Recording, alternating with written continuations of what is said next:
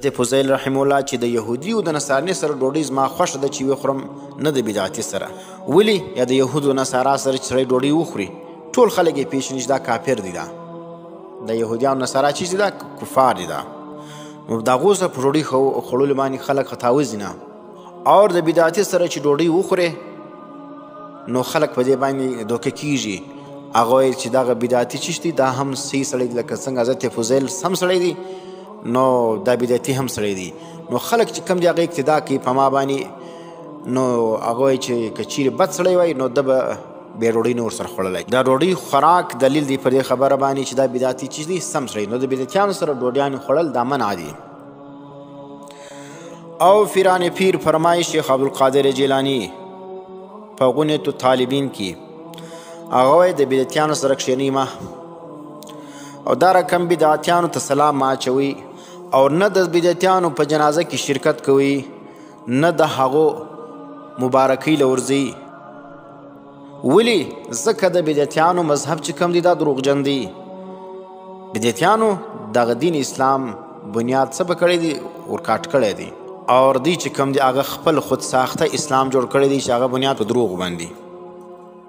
دارنګه امام شاطبي رحمه الله ذکر کوي د سفیان ابن عیینه رحمه الله په حواله باندې وایي چې کوم سړی د بدعتي لمونځ د جنازې وکړي نو پر هغه سړي باندې تر همیشه پورې د الله غضب وریږي، او غضب به وي تر دې پورې چې توبه نه وکاږي. چې توبه یې وکړله بیا به دا سړی چې کوم دی الله د غضب خلاصیږي. حضرت مجدد الفسانی شیخ احمد سرهندی رحمه الله هغه وایي د بدعتي تعظیم کول دا د اسلام په نړولو کې د هغه مدد کول دي. ځکه بدعتي خو کلنګو بیلچه راخیستې ده اسلام دغه بنیادونه چې کوم دی هغه نړۍ اسلام دیوالونه حدود چې کوم دی هغه ماتوي، هغه حدود دی ماتي او ته د مدد ورکوې، چندې ورکوې، مدرسې ورچلوې.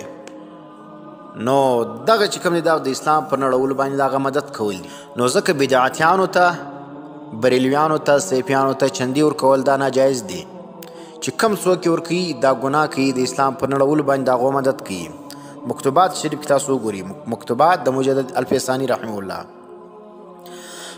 دا رقم الاعتصام لشاطبي کې د حسن بصري رحمه الله په حواله باندې ذکر کړي دي. هغه لا تجالس صاحب بدعت، مه کښېنه د بدعتي سړي سره، فانه یمرض قلبک، دا به ناجوړه کړي زړه ستا.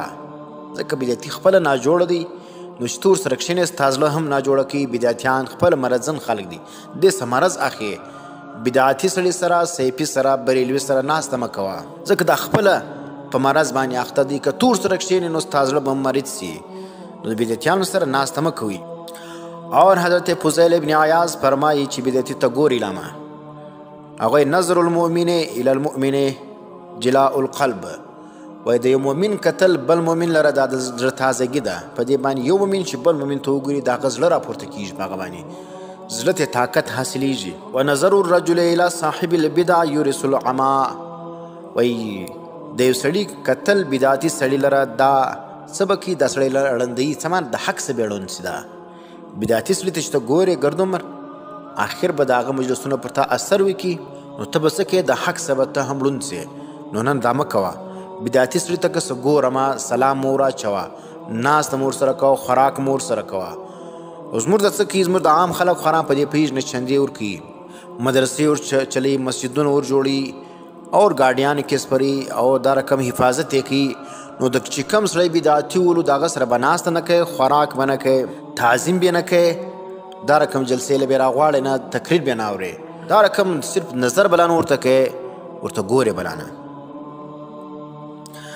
دا رقم فضیل ابن عیاض رحمه الله فرمای علامة النفاق ان يقوم الرجل ويقعد مع صاحب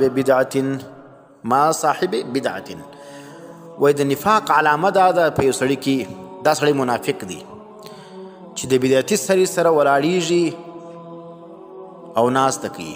ناسته ولاړه د بدعتي سره کول دا د نفاق علامه ده. څوک وایي؟ فضیل ابن عیاض فرمایي چې ګور دا د اسلام غټ غټ جبال علم دي، غټ غټ علماء کرام دي، غټ غټ صوفیه کرام دي. هغه څه فرمایي؟ د بدعتي سره ناسته کول، د بدعتي سره ولاړه کول وینې که اگر چې ته زه سم سړی زه بدعتي سره مازې ناسته پاسته کوم ګپه کوم طبیعت برابروم نو بدعتي سره ناسته ولاړه چې کوم ده دا علامه د نفاق ده. فضیل ابن عیاض فرمایي حلیه کې دا کول ذکر دی.